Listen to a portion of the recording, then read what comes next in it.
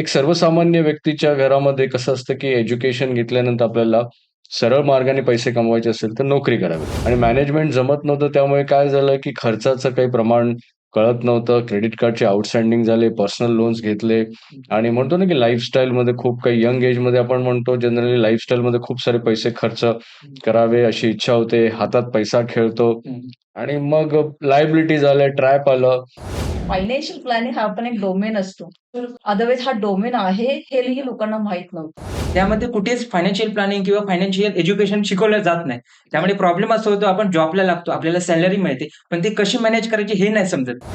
पण यामध्ये हे फायनान्शियल मॅनेजमेंट मिसिंग ठेवण्यामागचं रिझन आहे, की लोकांचं फायनान्शियल मॅनेजमेंट जर त्यांच्या कंट्रोलमध्ये गेलं, तर कदाचित ते फायनान्शियल फ्री होणार आणि ते फायनान्शियल फ्री झाले, तर त्यांचा control education system, government, corporates यांच्या हातातून निसटायला लागेल.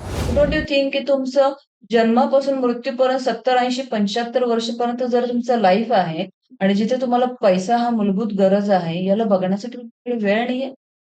आणि निलेश गमतीचा भाग हाच आहे, की 99% ॲव्हरेज मिडल क्लास लोकं पैसे इन्व्हेस्ट करताना त्यांचे फायनान्शियल गोल बिलकुल सेट करत नाही आणि म्हणून तर ते पैसे इन्व्हेस्ट केल्यानंतर पैसे गमावतात मार्केटमध्ये. पॅरामीटर्स आहेत फायनान्शियल प्लॅनिंगचे आणि या पॅरामीटर्सला जर बघितलं, तर तुम्ही हे पॅरामीटर्स सायकल कंटिन्यू केली, तर सहज निलेश 5 ते 10 वर्षामध्ये एखादी ॲव्हरेज व्यक्ती फायनान्शियल फ्री होऊ शकते. आणि इट्स क्वाईट व्हेरी सरप्रायझिंग की सॅलरीड लोकांना ना हे फार पटत नाही त्या गोष्टी, की 10 वर्षामध्ये ते फायनान्शियली कारण त्यांच्या बिलीफ सिस्टममध्ये ह्या गोष्टी नाहीयेत. कारण रेफरन्समध्ये पण नाहीये. सो हे सर सांगतात, की ही प्रोसेस फॉलो केल्यानंतर ना आमच्यापर्यंत आता 50,000-60,000 इन्कम असलेली व्यक्ती पण साधारण 10 वर्षांमध्ये 3 कोटी पर्यंत पोहोचते. तर त्याच्या रिस्पॉन्सिबिलिटीज जास्त आहे. तर मी म्हणेन की इन्व्हेस्ट न केलेलं बेटर. त्यांनी स्वतःवरती अपस्किल करणं गरजेचं आहे आणि हे अपस्किल करून त्याचं उत्पन्न वाढणं गरजेचं आहे. Recently secrets of financial freedom या पुस्तकाला गोल्डन बुक अवॉर्ड 2024चं नामांकन करण्यात आलं. अरे वाह! छान. सो लिटरेचर इंडस्ट्रीमधलं जर हे अवॉर्ड म्हणालात तर फार मोठं आहे. भारतामध्ये जर तुम्ही राहताय तर I would recommend this book.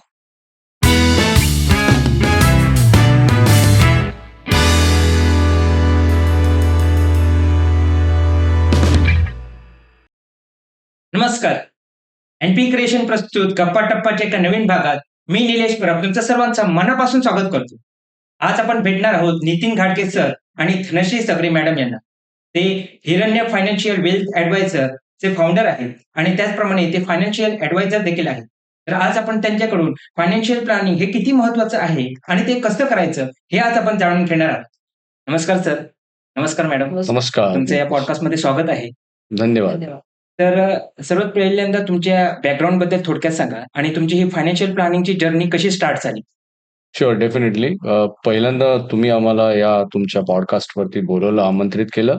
त्यासाठी मनापासून आम्ही दोघं जण तुमचं आभार मानतो, स्वागत करतो तुमचं पण आमच्या इंटरव्ह्यूमध्ये.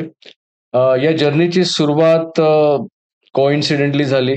सुरुवात अशी होती की एक सर्वसामान्य व्यक्तीच्या घरामध्ये कसं असतं, की एज्युकेशन घेतल्यानंतर आपल्याला सरळ मार्गाने पैसे कमवायचे असेल, तर नोकरी करावी लागते. बरोबर. आम्ही दोघांनी देखील नोकरी करण्याचा विचार केला. स्पेसिफिकली माझी सुरुवात जी नोकरीने झाली, ही फायनान्शियल डोमेनमध्ये सर्व्हिसेसमध्ये मी नोकरी केली. मी आय-सी-आय-सी बँकमध्ये होतो, सारस्वत बँकमध्ये जॉब केला, कॉस्मॉस बँकमध्ये जॉब केला. त्याच व्यतिरिक्त मी काही फायनान्शियल सर्व्हिसेस जसं ब्रोकिंग फर्ममध्ये, रिअल इस्टेट अशा जे financial services asset class companies आहेत, त्याच्यामध्ये मी जॉब केला. आता फायनान्शियल डोमेन असल्या कारणाने भविष्यामध्ये जशी ग्रोथ होत गेली, तसा पगारही वाढत गेला. आणि साधारण 2006च्या वेळी मला जवळपास 1.5 ते 2 लाख रुपये सॅलरी वगैरे मिळायचे, इन्सेंटिव्हज मिळायचे, बोनसेस मिळायचे. म्हणजे 2006चा काळ खूप मोठा काळ होता. त्यावेळेस 1.5-2 लाख रुपये फार मोठी अमाउंट होती. बट सुरुवात इथे होते, की मॅनेजमेंटच्या बाबतीमध्ये जरी बँकिंगमध्ये असल्या कारणाने ते मॅनेजमेंट जमत नव्हतं. आणि मॅनेजमेंट जमत नव्हतं त्यामुळे काय झालं, की खर्चाचं काही प्रमाण कळत नव्हतं. क्रेडिट कार्डचे आउटस्टँडिंग झाले, पर्सनल लोन्स घेतले आणि म्हणतो ना, की लाईफस्टाईलमध्ये खूप काही यंग एजमध्ये आपण म्हणतो जनरली लाईफस्टाईलमध्ये खूप सारे पैसे खर्च करावे अशी इच्छा होते. हातात पैसा खेळतो आणि मग लायबिलिटीज आल्या, ट्रॅप आलं आणि जाणवायला लागलं की पगार आता सफिशियंट होत नाही. म्हणजे जेवढे कमवायचे त्याच्यापेक्षा जास्त खर्च व्हायचे. आणि आता सिच्युएशन अशी होती की महिन्याच्या अखेरीस जो पगाराचा असायचा त्याच्या मायनसमध्ये आमचे खर्च असायचे. अरे बाप तर अशा सिच्युएशन त्याच्यातून बाहेर कसं पडायचं याचं उत्तर शोधण्यासाठी पुस्तकाचं वाचन करण्यात आलं, फायनान्शियल बुक्स वाचल्या गेल्या आणि स्वतःच्या प्रयत्नाने त्याच्यातून बाहेर आलो. पण भविष्यामध्ये वाटलं की खूप जणांचा हा कॉमन प्रॉब्लेम त्यावेळेसही होता आणि आजही होता. तर जाणवलं की हे एक असं डोमेन आहे की यामध्ये एंटर करणं फार गरजेचं आहे. आणि एक न्यूजपेपरमध्ये एक सर्टिफाईड फायनान्शियल प्लॅनरचं आर्टिकल वाचलं आणि तिथून सुरुवात झाली की आपल्याला पण या डोमेनमध्ये येण्यासाठी लोकांचं फायनान्शियल मॅनेजमेंट कशा पद्धतीने करायला पाहिजे या गोष्टी शिकणं सायंटिफिकमध्ये फार गरजेचं आहे. तर ही सुरुवात तिथून झाली आणि मग ऍडमिशन घेतलं आणि काही एक्झाम्स क्रॅक केल्या आणि थोडं वाटायला लागलं की आता फुल टाइम प्रॅक्टिस करायला पाहिजे. ओके आणि साधारण 2008 मध्ये नोकरी सोडली आणि फुल टाइम या बिझनेसमध्ये माझी ही सुरुवात होती ती या पद्धतीने झाली. ओके धनश्री मॅमची सुरुवात एकदम इंटरेस्टिंग आहे. Yes, great, wonderful. पहिल्यांदा एनपी क्रिएशनचं मी अभिनंदन करते की आज तुम्ही आम्हाला पॉडकास्टिंगसाठी बोलवलं, इन्व्हाइट केलं. And it's my really honour की नितीन सरांसोबत आम्ही हे पॉडकास्टिंग करतोय. ती लाईफमध्ये जसं प्रत्येक व्यक्ती काही ना काहीतरी टप्प्याने नेक्स्ट लेवलला जाते तेव्हा त्याला रिअलाइज होतं की आपण किती वर्ष ही गोष्ट करणार. सिमिलरली मी पण काही वर्ष जॉब केलं. अकाउंटिंग बॅकग्राऊंड असल्यामुळे थोडं टॅक्सेशन फील्डमध्ये काम केलं, गव्हर्नमेंट रूल रेग्युलेशन्स फॉलो केल्या. पण समहाऊ कुठेतरी रिअलाइज झालं की हे किती वर्ष करणार. द द एज ऑफ 28 मी ठरवलं की मला बिझनेस करायचा पण मला बिझनेसची क्लॅरिटी नव्हती. So I started my hardware and like cyber cafe and multiple अशा गोष्टी की ज्याच्यात माझं डोमेनच नव्हतं. समहाऊ 6 महिन्याने मला रिअलाइज झालं की अरे हा माझा फील्ड नाहीये. यात मी हॅपी नाहीये. काय केलं आणि मी आता काय करते. सो अगेन मी माझं टॅक्स कन्सल्टेशन फर्म स्टार्ट केला. 2010 ची गोष्ट आहे ही. सो बऱ्याचशा काही कंपन्यांना मी अप्रोच केला. त्यांचं टॅक्सेशन पार्ट मी टेक केअर करायला सुरुवात केली. GST taxation and again all indirect टॅक्सेशन्सला मी खूप चांगल्या पद्धतीने कामली आहे. तर ते करताना एका लेव्हलला असं झालं की आम्हाला ऑफिस शिफ्ट करायचं होतं आणि द मोमेंट मला असं फील झालं की मला हे खूप गोष्टी अफोर्डेबल होत नाहीयेत. त्या मोमेंटला मी नितीन सरांसोबत कनेक्ट झाले कारण ते पण एक नवीन ऑफिसच्या सर्चमध्ये होते आणि मी पण अगेन एक नवीन ऑफिसच्या सर्चमध्ये होते. कोइन्सिडेंटली वी कम टुगेदर की माझं जर्नी फायनान्स, कमर्शियल फायनान्स होतं. बट जेव्हा मी नितीन सरांना भेटले त्या मोमेंटला मला पर्सनल फायनान्स पहिल्यांदा कळालं. आय वॉज द पर्सन की माझ्याकडे प्रत्येक व्यक्ती येत होती आणि टॅक्सेशन कसं सेव्ह करायचं आणि हा प्रश्न मला प्रत्येक व्यक्ती विचारत होती. बट ॲज टिपिकल जे आपल्याला ॲडवाईस होतं की कसा टॅक्स आपण सेव्ह करू शकतो तेवढंच मी ॲडवाईस करत होते. पण जेव्हा नितीन सरांच्या काही प्रोसेस, सिस्टम्स आणि प्लॅनिंग हे मला पहिल्यांदा कळालं. फायनान्शियल प्लॅनिंग हा पण एक डोमेन असतो. अदरवाईज हा डोमेन आहे हेही लोकांना माहीत नव्हतं. तर मग त्याच्यानंतर माझा इंटरेस्ट स्टार्ट झाला आणि मग स्लोली ग्रॅज्युअली मी काही मीटिंग्स अटेंड करायला सुरुवात केला आणि ओव्हर द पिरियड 13 वर्ष झाले आता या जर्नीला. How fast this journey come across की आज इंडस्ट्रीमध्ये खूप हायर लेव्हलचं नाव आहे, नितीन सरांचं नाव आहे. पण या जर्नीमध्ये येताना खूप इंटरेस्टिंग जर्नी होती. कारण बऱ्याचशा लोकांचं पर्सनल फायनान्स बघायला मिळालं. खूप छान. अ, आणि एक महत्त्वाचा प्रश्न, हे फायनान्शियल प्लॅनिंग किंवा फायनान्शियल एज्युकेशन हे किती महत्त्वाचं आहे?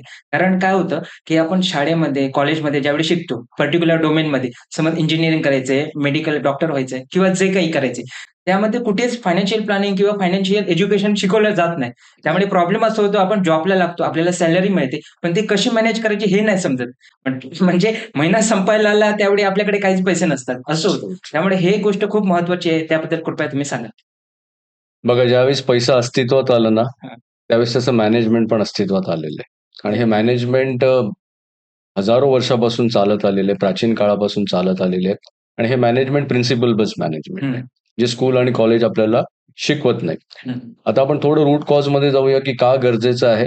कारण होल एज्युकेशन सिस्टीम आपल्याला 16 ते 18 वर्ष एज्युकेशन देते, युनिव्हर्सिटीचं डिग्री आपल्याला मिळते. पण यामध्ये हे फायनान्शियल मॅनेजमेंट मिसिंग ठेवण्यामागचं रिझन आहे की लोकांचं फायनान्शियल मॅनेजमेंट जर त्यांच्या कंट्रोलमध्ये गेलं तर कदाचित ते फायनान्शियल फ्री होणार.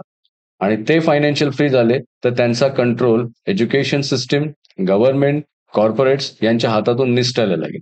आणि म्हणून जाणून बुजून या तिन्ही सिस्टीम मध्ये तुम्हाला एज्युकेशन सिस्टीम नंतर तुम्ही नोकरी करायला सुरुवात करता. नोकरी करायला सुरुवात केल्यानंतर तुम्हाला कॉर्पोरेट्समध्ये पण हे एज्युकेशन दिलं जात नाही. आणि त्यानंतर तुम्ही जे पैसे कमवता हे कॉर्पोरेशनकडे जातात टॅक्स मार्फत. तर तिथेही देखील तुम्हाला हे एज्युकेशन प्रोव्हाईड केलं जात नाही. तर हे एज्युकेशन फार महत्वाचं आहे. मी म्हणतो की जर खरंच तुम्हाला तुमचा कष्टाने कमवलेला पैसा योग्य प्रतीने मॅनेज करायचा आहे, त्याला मल्टिप्लाय करायचं आहे, तर फायनान्शियल प्लॅनिंग ही प्रोसेस फार महत्वाची आहे आणि ही step by step scientific process आहे, प्रूव्हन प्रोसेस आहे. ही process by the way discipline आणि कमिटेड प्रोसेस आहे. त्यामुळे हे शिकणं फार गरजेचं आहे. कारण भविष्यामध्ये तुम्ही 40-45 वर्ष नोकरी करणार, करिअर करणार. पण या 40-45 वर्षामध्ये हे मॅनेजमेंट तुम्ही लर्न नाही केलं, तर फक्त तुम्ही कमवणार, खर्च करणार आणि लाईफ एन्जॉय करणार आणि हातामध्ये एंड ऑफ द डे तुमच्या काही येणार नाही. तर फायनान्शियल प्लॅनिंग फार महत्वाचं आहे. आय थिंक मॅम पण याच्या व्यतिरिक्त काही इन्साइट्स देतील. नक्कीच नितीन सर, हा विषय इतका गंभीर आहे की पर्सनल फायनान्स हा विषय बघितला तर जन्मापासून मृत्यूपर्यंत पैशाचा संबंध आहे. बरोबर. अन्न, वस्त्र, निवारा ह्या आपल्या बेसिक गरजा आपल्याला शाळेमध्ये पण शिकवत होतात. हम्म. पण आधीच्या सिस्टम आणि आत्ताच्या अन्न, वस्त्र, निवारामध्ये कॉन्सेप्ट पण चेंज झाले. हम्म. अन्न, वस्त्र, निवारा बाय करायला पण पैसा लागतो आजकाल. बरोबर. एकही दिवस असा जात नाही की आपल्या पॉकेटमधून किंवा जीपे मधून काही ट्रान्झॅक्शन होत नाही. That means money is again fourth costly commodity आहे की जी फार इम्पॉर्टंट आहे. बरोबर. पण त्याला इग्नोर केलं गेलं. जसं सरांनी सांगितलं काही सिस्टमनी कंट्रोल केलंय. It's unconscious trap. माहित नाहीये की हा ट्रॅप आहे. आणि ह्या ट्रॅपमध्ये ना मॅक्झिमम लोकांना ना डायव्हर्सिफाईड केलं जातं एंटरटेनमेंट कल्चरल सिस्टम मध्ये. अगेन खूप काही इव्हेंट्स होतात, कल्चरल इव्हेंट्स होतात, पॉलिटिकल इव्हेंट्स होतात, अननेसेसरी काही ट्रॅप होतात. So that is a distraction. This is the most distracted time in the country, in the world. आणि मेंटल चॅलेंजेस आता फार येतात. छोटंसं व्हेकेशन आपण प्लॅन करतो ते केअरफुली प्लॅन करतो. बरोबर. डोंट यू थिंक की तुमचं जन्मापासून मृत्यूपर्यंत 70, 80, 75 वर्षपर्यंत जर तुमचं लाईफ आहे आणि जिथे तुम्हाला पैसा हा मूलभूत गरज आहे, याला बघण्यासाठी तुमच्याकडे वेळ नाहीये. इट इज जस्ट लाइक आपण आपल्या मुलांना नाही असं म्हणत की आपल्या मुलांसाठी वेळ नाही. पण आम्ही मॅक्झिमम टाइम ऐकले की आम्हाला वेळ नाही, आमचा पैसा मॅनेज कर. आणि म्हणून लोक 30-40 वर्ष काम करतात. मी ऑलवेज नितीन सरांच्या गोष्टीशी सहमत आहे की लोक ना 30-40 वर्ष नोकरी करणं पसंत करतात. 10 वर्ष मॅनेजमेंट करून फायनान्शियली फ्री व्हायला मागत नाही. Absolutely. कारण व्हॅल्यू सिस्टम मध्ये पैसा हा निगेटिव्ह मानला जातो. बरोबर. Right? Exactly. समजा एखाद्याला फायनान्शियल प्लॅनिंग करायचं असेल, तर त्याने कोणते पॅरामीटर्स कन्सिडर केले पाहिजेत किंवा कसं केलं पाहिजे याबद्दल कृपया तुम्ही थोडक्यात सांगा. येस. एखाद्याला म्हणण्यापेक्षा निलेश मी असं म्हणेन की प्रत्येक प्रत्येकानेच. व्यक्तीला financial management employ creation. Configuration की प्रत्येक व्यक्ती ज्यावेळेस पैसे कमवतं त्याच्या आधीपासूनच त्याला फायनान्शियल मॅनेजमेंट लिटरसी शिकायला पाहिजे. बरोबर. कारण कमवल्यानंतर तुम्ही फायनान्शियल प्लॅनिंग लर्न करायला गेला तर खूप डिफिकल्ट होईल. आता पॅरामीटर्स काय असतात? एक फायनान्शियल प्लॅनिंग हा एक ना 360 डिग्री होलिस्टिक अप्रोच आहे याला म्हणतात, की आपल्या आयुष्यामध्ये प्रत्येक दिवशी काही ना काही आपलं पैशाची रिलेशन येतं. बरोबर. रिलेशन असं असतं की आपल्याला काही बाय करायचं असतं आणि ती गरजेची वस्तू असू शकते, माइट बी हाऊसहोल्ड असू शकतं, लाईफस्टाईल असू शकतं. आता हे बाय करण्यासाठी तुम्हाला तुमचं बजेटिंग, फायनान्शियल प्लॅनिंग मध्ये पहिल्यांदा सेट करणं गरजेचं आहे, की तुम्ही पैसे किती कमवता. ते कमवल्यानंतर तुम्हाला खर्च किती करायचे, कोणकोणत्या तुमच्या एक्सपेन्स हेड असतात, जसं हाऊस मध्ये किती गेले पाहिजे, लाईफस्टाईलमध्ये, डिपेंडंट एक्सपेन्समध्ये, इन्शुरन्स प्रीमियम किंवा अजून तुमचे लोन लायबिलिटीज ईएमआय. एक ठराविक पर्सेंटेज सेट केला जातो फायनान्शियल प्लॅनिंग प्रोसेसमध्ये. Okay. एकदा तो सेट केल्यानंतर तुम्ही तो ब्रेक नाही करायचा. काही झालं तरी, कितीही डिस्ट्रॅक्शन आलं, कितीही सेल लागला. जनरली सेल लागतात खूप सारे फायनान्शियल मार्केटमध्ये बघितलं तर एक कॉमन असं बघितलं की खूप सारे सेल लागतात, तर लोक तिकडे धावतात बरोबर. आणि त्यांची बाईंग कॅपॅसिटी नसतील तरी पण ते परचेस करतात. तर फायनान्शियल प्लॅनिंग केल्यानंतर काय होतं की हे सर्व जे आपले ग्रॅटिफिकेशन ज्याला म्हणतो ना की खरेदी करण्याचे, आपण ते कट करतो. त्यानंतर सुरुवात होते कॅश फ्लो मॅनेजमेंट, नंतर बजेटिंग, नंतर तुमचे फायनान्शियल गोल सेट केले जातात. पॅरामीटर नंबर सेकंड आहे की तुमचे गोल सेटिंग फार महत्वाचं आहे, कारण विदाऊट गोल तुम्ही इन्व्हेस्ट करणं फार रिस्क आहे. आणि निलेश, गमतीचा भाग हाच आहे की 99% ऍव्हरेज मिडल क्लास लोक पैसे इन्व्हेस्ट करताना त्यांचे फायनान्शियल गोल बिलकुल सेट करत नाही आणि म्हणून तर ते पैसे इन्व्हेस्ट केल्यानंतर पैसे गमावतात मार्केटमध्ये. फायनान्शियल गोल सेट केल्यानंतर तुम्हाला ते मेजर गोल सेट करणं फार गरजेचं. मेजर गोल आपल्या लाईफमध्ये काय असतं? आपल्या मुलांचं फ्युचर. बरोबर. कारण मेजर पैसा तिकडे जाऊ शकतो. दुसरं आहे आपलं रिटायरमेंट. आणि थर्ड येतं आपलं घर घ्यायचं, आपल्याला जे ड्रीम होम आहे ते बाय करायचं. त्या 3 गोष्टीसाठी तुम्हाला गोल सेटिंग लागते. एकदा गोल सेटिंग केल्यानंतर तुम्हाला ऍसेट क्लास अंडरस्टँड करायचं आहे, की प्रत्येक गोलसाठी आपल्याला इन्व्हेस्ट कुठे करायचंय आणि अकॉर्डिंगली मग रिस्क मॅनेजमेंट होतं त्या प्रोसेसमध्ये, पॅरामीटर्समध्ये. रिस्क मॅनेजमेंट म्हणजे की कोणत्या ॲसेट क्लासमध्ये तुम्हाला किती प्रमाणामध्ये रिस्क घ्यायची. कारण जनरली आपल्याला स्कूल एज्युकेशन सिस्टम आपल्या भारतीय लोकांना रिस्क कशा पद्धतीने घ्यायची मॅनेज करून हे शिकवलेलं नाहीये. त्यामुळे काय होतं हल्लीच्या जगामध्ये तुम्ही बघाल की जास्तीत जास्त लोकं गेले 4-5 वर्षापासून फायनान्शियल मार्केटमध्ये ब्लाइंडली इन्व्हेस्ट करतायत. इन्व्हेस्ट करण्याचं एकच रिझन आहे, की इतर लोकं करतात म्हणून मी करतोय. त्यामुळे goal setting, risk management then finally asset select झाल्यानंतर मग तुम्हाला प्रॉपर वेमध्ये त्या ॲसेट क्लासमध्ये इन्व्हेस्ट करायचंय अँड देन एंडमध्ये तुम्हाला जे काही केलंय त्याचं वर्षातून 2 वेळा रिव्ह्यू करायचं. तर हे पॅरामीटर्स आहेत फायनान्शियल प्लॅनिंगचे. आणि या पॅरामीटर्सला जर बघितलं तर तुम्ही हे पॅरामीटर्स सायकल कंटिन्यू केली, तर सहज निलेश 5 ते 10 वर्षामध्ये एखादी ॲव्हरेज व्यक्ती फायनान्शियल फ्री होऊ शकते. याविषयी अजून इन्साइट्स धनश्री मॅम पण तुम्हाला सांगतील, की कशा पद्धतीने प्लॅनिंगचे पॅरामीटर्स सेट होतात. येस, ऑलमोस्ट नितीन सरांनी खूप काही गोष्टी कव्हर केल्यात. यामध्ये पॅरामीटरमध्ये जर सांगितलं तर प्रिन्सिपल बेस्ड मॉड्यूल सांग. फर्स्ट थिंग तर तुमचं प्लॅन, गोल्स, तुमचे ॲसेट क्लासेस हे तुम्ही जोपर्यंत ना प्रॉपरली आयडेंटिफाय करत नाहीत. जस्ट लाइक अंडरस्टँड करा ना, की माईट बी एखादं फिमेलला एखादं घरामध्ये एखादं चांगलं स्पेसिफिक डिश बनवायची. लाइक अन बिर्याणी, व्हेज बिर्याणी.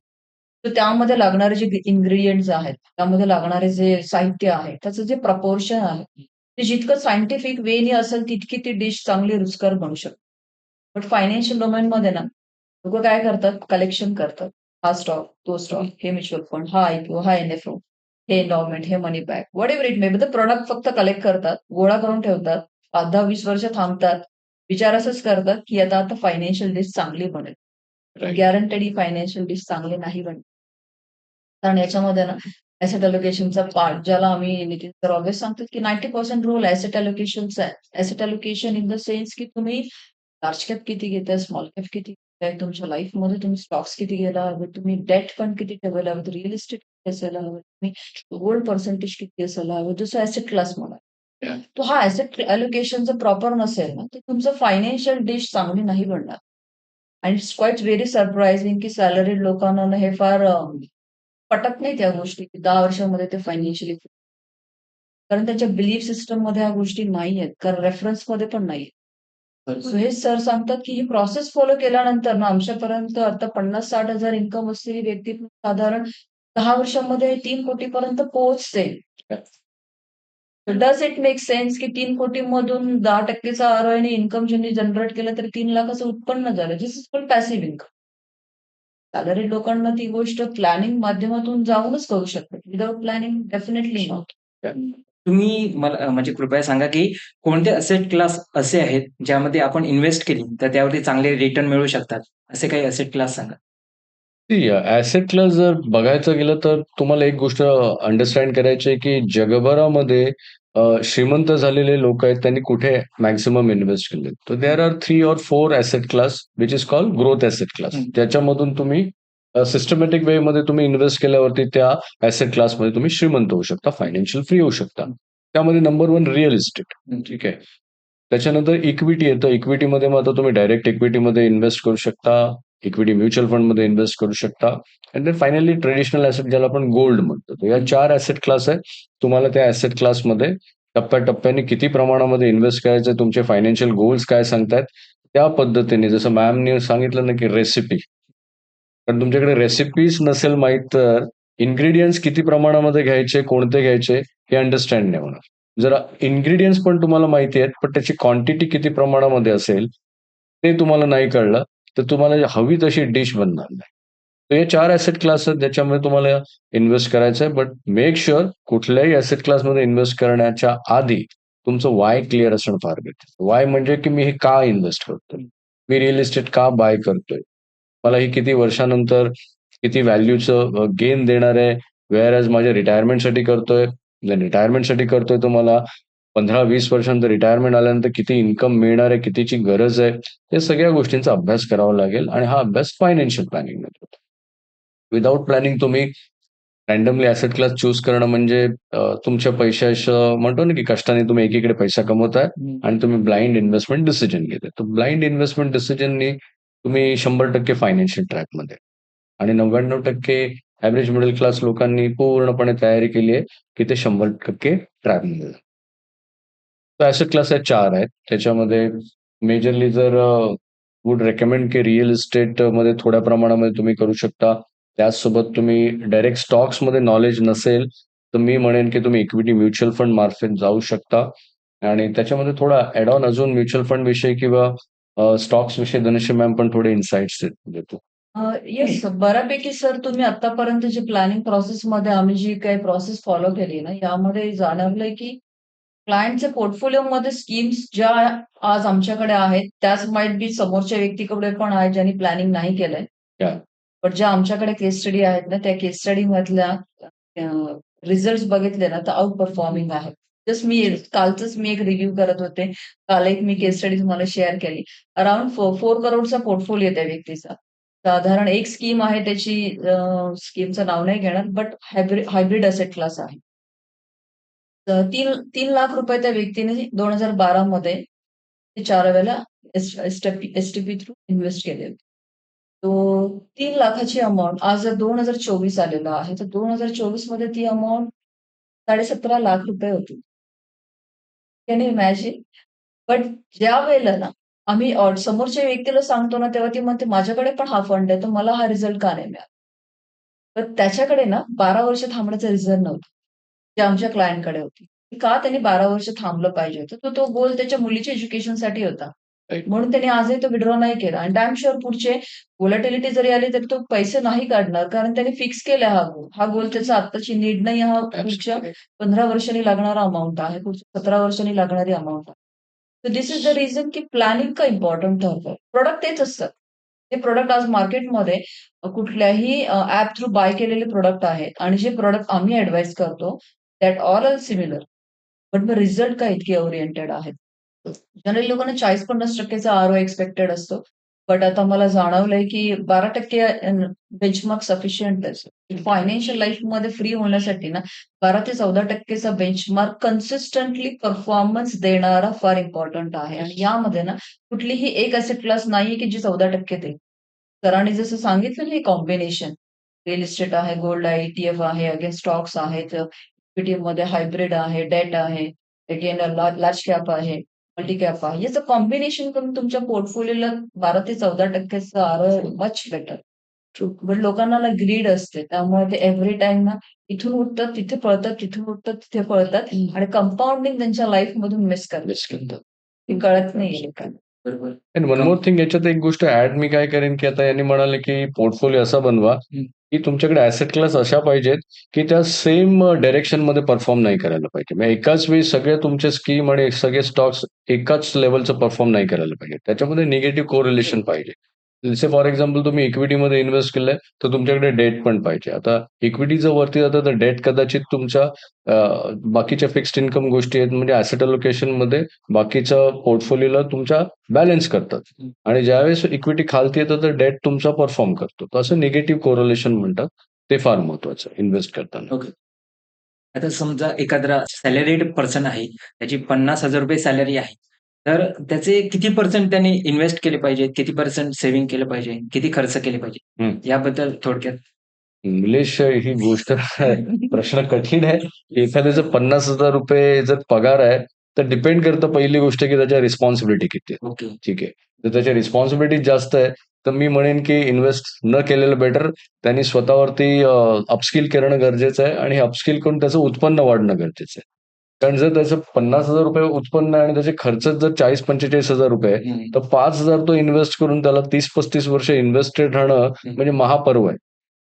तर ते पॉसिबल नाही.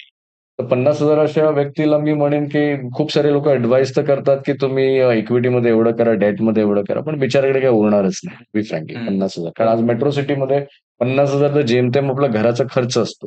काही केलं तरी तुम्ही. जर तुम्ही लग्न झालेलं असाल, देन चॅलेंजिंगच आहे. आता निलेशचा हा क्वेशन जर म्हटलात, की त्याचं लग्न नाही झालं, तो सिंगल आहे. तर त्या केसमध्ये येस, तो प्लॅनिंग करू शकतो. त्या केसमध्ये त्यांनी इनिशियल त्याचं रिस्क मॅनेजमेंट केलेलं बेटर राहील. Insurances, term insurance, health insurance, accidental policy, critical illness हे इन्शुरन्सेस बाय करावे. आता तो यंग आहे, दॅट मीन्स पुढचे 3-4 वर्ष त्याला लग्न नाही करायचं आहे. देन 3-4 वर्षामध्ये त्याला जितकं जास्त होईल तेवढं रिटायरमेंट प्लॅनिंगसाठी त्याला अलोकेशन करायचं आहे. मे बी त्याच्या इन्कमच्या 50% त्यांनी इन्व्हेस्ट केलं, तर तो बेटर ऑप्शन राहील. आणि मग त्यानंतर मग त्या रिटायरमेंटच्या 3 वर्षानंतर ज्यावेळेस त्याच्यावरती रिस्पॉन्सिबिलिटी येतील, लग्न करेल, घर घ्यायचं असेल, त्यावेळेस रिटायरमेंटच्या इन्व्हेस्टमेंट त्याला स्टॉप करायच्यात. पण 60 वर्ष त्या इन्व्हेस्टमेंटला त्याला हात नाही लावायचा. अशा पद्धतीने तो चांगलं प्लॅनिंग करू शकतो. आणि याच्यामध्ये जर माईट बी धनुष्य मॅम पण अजून काही इन्साईट देतील, कारण त्यांनी पण अशा 50,000च्या खूप प्लॅनिंग केलेल्या आहेत केलेले इफेक्टिव्हली. Absolutely right. 10 वर्षापूर्वी 50,000 इन्कम असलेली व्यक्ती, ज्याचा आजही इन्कम 80,000 आहे, ती व्यक्ती आज 3 कोटीपर्यंत पोहोचते. पण आज जर एखाद्या व्यक्तीचं इन्कम, जसं सर म्हणाले, मेट्रो सिटीमध्ये 50,000 इन्कम नॉट क्वाईट गुड, कारण एक्सपेन्सेस एवढे आहेत. तर एक मग आमच्या मिलेनियर अकॅडमीमध्ये सरांनी एक प्रिन्सिपल शिकवलं, की डिस्पोजेबल इन्कम जोपर्यंत तुमचा नाहीये ना, तोपर्यंत तुम्ही इन्व्हेस्टमेंट करू नका. आता डिस्पोजेबल इन्कम म्हणजे काय, की तुमच्या एक्सपेन्सेसच्या डबल तरी तुमचं इन्कम आलं पाहिजे. जस्ट एन एक्झाम्पल, जर एखाद्या फॅमिलीचा एक्सपेन्सेस 70,000 आहे, जोपर्यंत त्याचं इन्कम 1.5 लाखापर्यंत जात नाही ना, त्या व्यक्तीने इन्व्हेस्टिंगचा नाद पण करू नये. स्ट्रेट जो पण काही करावी ना इन्व्हेस्टमेंट, स्वतःच्या स्किल्समध्ये आणि मेंदूमध्ये करावी, जेणेकरून त्याचं उत्पन्न वाढेल. So that is called disposable income. Disposable income जर आल्यानंतर तुम्ही 20-30% इन्व्हेस्टमेंट करू शकता. And it is quite good, की तुम्ही 5,000 आणि जर्नी स्टार्ट करणं, 10 वर्ष, 15 वर्ष करणं, की 5-10 वर्ष तुमच्या स्किल्सवर इन्व्हेस्टमेंट्स करणं आणि 30-40% इन्व्हेस्टमेंटचं तुमचा ग्रोथ क्रिएट करणं.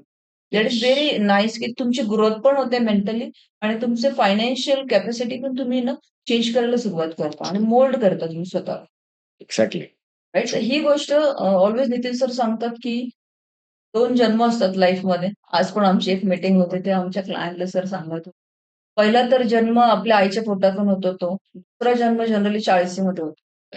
तर 40शी मध्ये इतक्या जबाबदाऱ्या असतात आणि आमच्या क्लायंटला जेव्हा आम्ही बघतो ना, तेव्हा 40शी मध्ये ना इतक्या जबाबदाऱ्या असतात, त्या जबाबदारीच्या खाली, ओझ्याखाली असतो तो व्यक्ती. बट 40शी मध्ये ना स्वतःच्या स्किल्सवर काम करणारे क्लायंट फार कमी आहेत. आणि आमचा मेजर फोकस असतो, की लाईफ स्किलला आयडेंटिफाय करून 360 डिग्रीने आम्ही प्लॅनिंग करतो.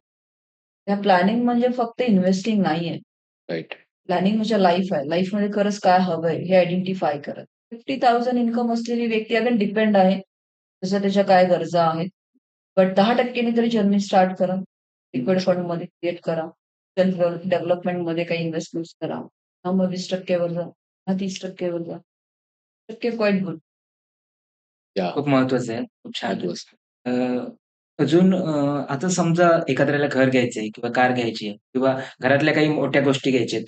तर लोन घेऊन घेणं किती योग्य आहे? किंवा कारण आता ना क्रेडिट कार्डचा यूज खूप लोकं करतात आणि ते इझिली मिळतात आणि त्यामुळे तो इझिली यूज होतोय. तर ह्याचं याबद्दल तुम्ही थोडक्यात सांगा? निलेश, एक गोष्ट लक्षात ठेव बघा, एक सर्वसाधारण व्यक्तीला, मिडल क्लास व्यक्तीला घरासारखी मोठी ॲसेट्स, पैसे साठवून घ्यायला पुढचे 25-30 वर्ष लागतील. बरोबर. त्यामुळे ते ॲडवायझेबल नाही.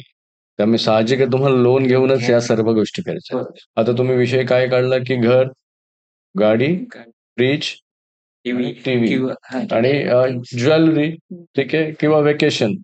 तर हे 5 ते 6 गोष्टी आहेत या लाईफस्टाईलमध्ये येतात. बरोबर. आता या लाईफस्टाईलच्या गोष्टी आहेत, तर इथे काय होतं, की जनरली मॅक्सिमम मिडल क्लास लोकं वयाच्या 35 ते 40 वर्षापर्यंत हे 6-7 गोष्टींना ओव्हर फोकस्ड करतात. एनर्जी, वेळ, पैसा त्यांचा तिकडे जातो.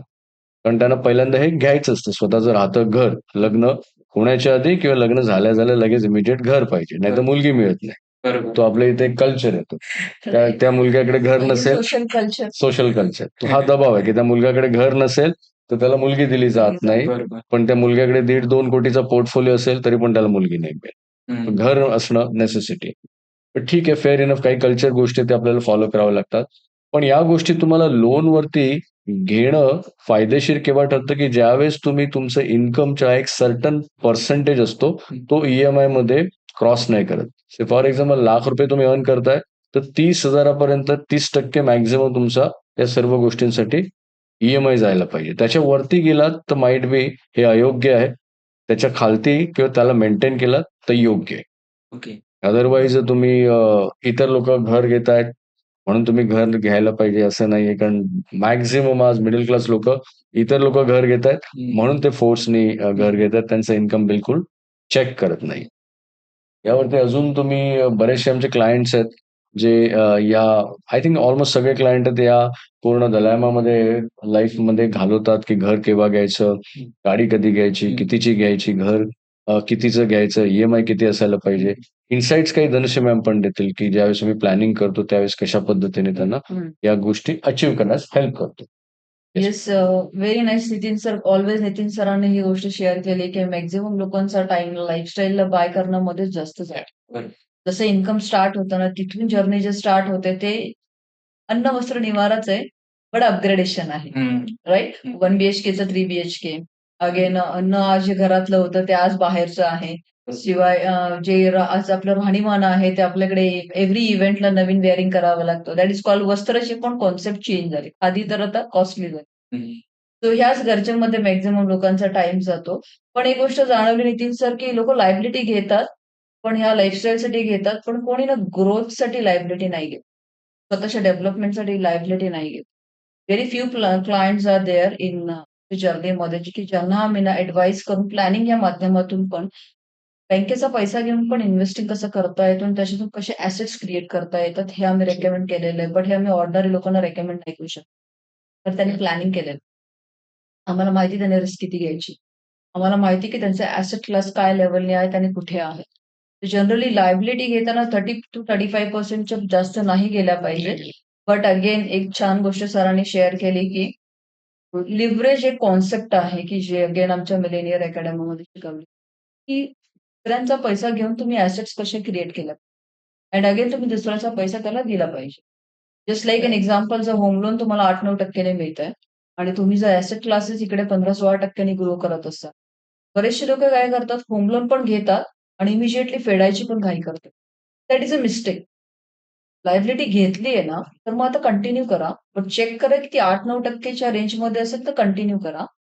बट जे काही प्रीपेमेंट करणार आहेत ना, ते प्रीपेमेंट न करता तुम्ही ती अमाउंट अशा चांगल्या ॲसेट क्लासमध्ये इन्व्हेस्ट करा, की जे तुम्हाला 12-13-14% आरओआय देईल. ओके. सो क्वाईट गुड की तुम्ही 8% ने बँकेचा पैसा घेता आणि 12-14% ने तुमचे फंड्स ग्रो करता. पण लोकं लोन पण घेतात, प्लस ते घाईने फेडतात, प्लस ते त्यांचा पी-एफचा पण पैसा घेतात आणि प्रीपेमेंट करतात. अल्टिमेटली ना काय होतं, की 50-55 च्या एजमध्ये ना माईट बी त्यांच्याकडे 1 घर असेल, 2 घरं असेल, मल्टिपल घरं असतील. लोन पण नसेल. पण रिटायरमेंटला पैसा नसतो. आणि त्या मोमेंटला रिटायरमेंटसाठी त्यांच्याकडे ना एनर्जी नसते, ना ॲक्टिव्ह इन्कम असतं. मग अगेन मग त्या 1,00,00,000-1,00,00,000च्या घरातून 20,000 25,000 उत्पन्न क्रिएट करतात. This is not ideally investment. ROI calculate करणं पण गरजेचं आहे ना, जर तुम्ही त्याला ॲसेट म्हणताय. पण पर्सनल ॲसेट्सला फोकस फार केला जातो. इन्व्हेस्टमेंट ॲसेटला फोकस नाही केला जात. राहण्याची घरं 2-2, 3-3 कोटीची असतात. बट 2-2, 3-3 कोटीची कोणाची पोर्टफोलिओ बघणं ना, विदाऊट प्लॅनिंग मुश्किल. मुश्किल आहे. ही जस्ट एक सायकॉलॉजी. तुम्ही क्रेडिट कार्डच्या बद्दल काय सांगाल? कारण माझे काही मित्र आहेत, ते क्रेडिट कार्डच्या ट्रॅपमध्ये फसलेत. कारण क्रेडिट कार्ड इझिली मिळत होतं, त्यांनी घेतलंय आणि आता त्यांना त्याचा ईएमआय पे करता येत नाहीये. तर याबद्दल नाही निलेश, याच्यामध्ये मी तर सर्वात मोठा गुन्हेगार आहे. कारण मी पण क्रेडिट कार्डच्या ट्रॅपमध्ये 8 ते 9 क्रेडिट कार्डच्या लायबिलिटीज माझ्यावरती होतं. म्हणजे तारेवरची कसरत असायची, की हे क्रेडिट कार्डचं बिल पे करण्यासाठी दुसऱ्या क्रेडिट कार्डमधून पैसे घ्यायचे. तर या गोष्टी मी पण केलेल्या. बट मेक शुअर की क्रेडिट कार्ड एक असं टूल आहे, की अगदीच काही इमर्जन्सी असेल तर तुम्हाला वापरायला हरकत नाही. ते कसं वापरायचं हे तुम्हाला माहिती पाहिजे. जसं इमर्जन्सी काय असू शकते, कोणाचा जीवन मरणाचा प्रश्न आहे. हॉस्पिटलमध्ये तुम्हाला इमिजिएट काही बिल भरायचं असेल तर त्यावेळेस तुम्ही क्रेडिट कार्ड स्वाईप करणं वेल अँड गुड. इव्हन मी स्पेसिफिकली यंग जनरेशनला म्हणेन, की जर तुमच्याकडे क्रेडिट कार्ड आहे ना, तर तुमच्या सेल्फ डेव्हलपमेंटसाठी, इन्कम इन्क्रीज करण्यासाठी क्रेडिट कार्डचा वापर करा. एखादं मेंटॉरिंग किंवा एखादं कोचिंग प्रोग्राम किंवा इव्हन तुम्ही पण खूप छान कार्य करताय, खूप छान सेटअप केलाय तुम्ही. आय थिंक या सेटअपसाठी खूप काही पैसे इन्व्हेस्ट केलेले आहेत आणि हे इन्व्हेस्टमेंट रेग्युलर तुम्हाला करणं पण फार गरजेचं आहे, जेणेकरून तुमचं चॅनल इम्प्रूव्ह हो, ग्रो हो. बट क्रेडिट कार्डमध्ये एकच गोष्ट सांगेन, की क्रेडिट कार्डमध्ये नियम हा पाळा, की ॲटलीस्ट जेवढे तुमचं इन्कम आहे आणि जेवढे तुम्ही फेडू शकता 30% तेवढंच तुम्ही क्रेडिट कार्डला स्वाईप करा. वाजवीपेक्षा जास्त करू नका. कारण एका क्रेडिट कार्ड कंपनीसाठी सगळ्यात बेस्ट क्लायंट मी तुम्हाला सांगतो, जो फक्त मिनिमम ड्यूज भरतो ना, तो क्रेडिट कार्ड कंपनीसाठी बेस्ट आहे. आमच्याकडे पण खूप साऱ्या अशा केस स्टडीज आहेत, की लोकं 5-5 वर्ष त्यांचं मिनिमम ड्यू भरतायत आणि त्यांचं प्रिन्सिपल काही संपत नाहीये. तर हे इन्सिडेंट पण आहे. तर क्रेडिट कार्डमध्ये एक गोष्ट लक्षात ठेवा, की स्वाईप तेव्हाच करा, की नेक्स्ट मंथमध्ये तुम्ही नक्की ते पैसे भरण्याच्या तयारीमध्ये असाल आणि ते कारण पण तसंच पाहिजे. क्रेडिट कार्ड चांगलं आहे. अदरवाईज क्रेडिट कार्ड खूप डेंजरस होऊन जाईल. इनफॅक्ट या लोनला तुम्ही प्रीपेमेंटची घाई करू शकता. हं. हे लोन जितकं लवकर फास्ट फेडता येईल ना तेवढं फेडा. कारण 12, 14, 15% पेक्षा जास्त त्याचा हं. इंटरेस्ट असतो. ते तुम्हाला बाहेर नाही काढून देत. मेजरली मग काही स्किल्सवर हे करा किंवा मग समहाऊ गरज पडली तर मग बॉरो करून पण ती अमाउंट ना रिपेमेंट करून टाका आणि पुन्हा मग तुमचं इन्कम कसं वाढेल यावरती. एक्सपेन्सेस कंट्रोलमध्ये नाहीयेत. पण तुम्ही तुमचं इन्कमला जर मॅनेज केलं आणि इन्कमला जर फोकस केलं ना, तुम्हाला इतकं काटकसर करायची गरज नाही पडली. तर 2 टाइपची लोकं आम्ही बघतो. तर एक तर असतात, की खूप सारं चांगला इन्कम असतो, तर खूप काटकसर करतात, खूप सेव्ह करतात, फायनान्शियली फ्री आहे. पण अजूनही त्यांना आहे ना, लाईफला एक्सप्लोअर करायला जेव्हा आम्ही सांगतो, तेव्हा त्यांची हिंमत नाही. कारण आता ते म्हणतात ना, सवयींचे गुलाम झालेले. आणि दुसरी एक कॅटेगरी असते, की ज्यांना आम्ही सांगतो, की एक्सपेन्सेस तुमचे इतके हायर साइडवर आहेत. ते 60,000 लाईफस्टाईल लोकांना पुरत नाहीत. अशा ईमेल्स आमच्याकडे आहेत, सिंगल फीमेल. त्यांच्या केसमध्ये जर बघायला म्हणाले तर ईमेलकडे इन्कम आज अर्निंग चांगलं आहे नितीन सर, बट मॅनेजमेंट फार वर्स्ट आहे. कारण त्यांचा मेजरली पैसा ना लाईफस्टाईलवर जातो. Specifically sorry to interrupt specifically जे सिंगल फिमेल आहेत ना, त्यांचं फायनान्शियल लाईफ खूप डेंजरस. आणि त्यांना असं वाटतं, की त्यांचे हसबंडकडे फायनान्शियल प्लॅन आहे, त्यामुळे ते टेक केअर करत नाहीत. Female are not taking a responsibility for the what is finance. त्यांना वाटतं आमचं बॅकग्राऊंड फायनान्स नाहीये, आम्ही कमर्शियल बॅकग्राऊंड नाहीत, आम्ही डॉक्टर आहोत इंजिनियर. व्हॉटेव्हर इट मे बी पैशाशी तरी संबंध आहे ना. राइट. आज जर तुम्ही लक्ष नाही दिलं, तर उद्याही तुमची मुलं याच रॅट रेसमध्ये येणार. Make sure generation to generation पैसा का नाही आलाय? कारण फायनान्शियल लिटरसी एक तर नाहीये. दुसरी गोष्ट घेत नाहीये. तिसरी गोष्ट आपल्याला जबाबदाऱ्या जास्त घेण्याची सवय नाहीये. सवय. त्यामुळे आपण काय करतो? इमिजिएटली जर फिमेल असेल तर हसबंडकडे जबाबदारी देते, की तुम्हीच मॅनेज करा पैसा. आणि ते सगळे हसबंड्स आमच्या कम्युनिटीमध्ये असतात. Without plan. तर क्वाईट इंटरेस्टिंग की प्रत्येक फॅमिलीची रिस्पॉन्सिबिलिटी फायनान्शियल लिटरसी. Yeah. तुम्ही आज नाही घेतली ना तुमच्या मुलांना पण आजही शाळेत शिकवलं नाही जात. Yeah. आय-सी-एस-सी बोर्ड नाही, सी-बी-एस-ई नाही, not even state board. But finance काय आहे हा जोपर्यंत शिकवत नाहीत ना, तोपर्यंत विचार करण्याची कुवत नाही वाढत. आणि मी नेहमी एक गोष्ट सांगतो, आय थिंक सर्व फिमेल्सला मी उद्देशून सांगतो, की तुमचं पतिदेव, तुमचे हसबंड तुमच्यासाठी फायनान्शियल प्लॅन नाहीये. अनलेस अँड अंटिल त्याच्याकडे फायनान्शियल प्लॅन असेल, तरच ते तुमचं फायनान्शियल लाईफ सुधारू शकतं. Right. Absolutely right. See number of case studies वरून हे स्टेटमेंट दिलेलं आहे. It it has a meaning. तुमच्या थ्रू ज्यांनी फायनान्शियल प्लॅनिंग केलंय, त्यांच्या सक्सेस स्टोरीज बद्दल जरा सांगा. किती सक्सेस स्टोरी सांगू? म्हणजे जे मेजर असतील असे. खूप आहेत मेजर अशा. म्हणजे 15 वर्षामध्ये हजारो लोकं फायनान्शियल फ्री झाले. आता फायनान्शियल फ्रीडमचं मी डेफिनेशन सांगतो, की ॲट लीस्ट बेअर मिनिमम 4 कोटीचं इन्व्हेस्टमेंट असेट्स. कमीत कमी. तसे हजारो लोक आहेत. त्याच्यासारख्या खूप साऱ्या अशा टचिंग केस स्टडीज आहेत. मोर दॅन 150 लोकं आता आमच्या कम्युनिटीमध्ये मिलेनियर झालेत. मिलेनियर अरे. म्हणजे अमेरिकेचा मिलेनियर. ₹8 कोटी त्याचं नेट वर्थ झालेलं आहे. ओके. आता त्यामध्ये असे काही डिसिप्लिन केस स्टडी मी सांगतो. एखादी केस स्टडी मी सांगतो. एखादी केस स्टडी धनश्री मॅम सांगतील. आय थिंक धनश्री मॅम तुम्ही एखादी केस स्टडी सांगा, देन मी एखादी केस स्टडी सांगतो. जी एक ॲव्हरेज व्यक्तीसाठी खूप चांगली केस स्टडी असेल, Inspiring. इन्स्पायरिंग असेल. Okay. Okay. Being a female मी एक फिमेलचीच केस स्टडी सांगते. कारण बऱ्याच वेळेला मी आत्ता पण जे काही स्टेटमेंट दिली, की फिमेल्स फायनान्शियल लाईफमध्ये बिलकुल पण लक्ष नाही देत. तर त्यांना हसबंडकडेच पूर्ण प्लॅन आहे.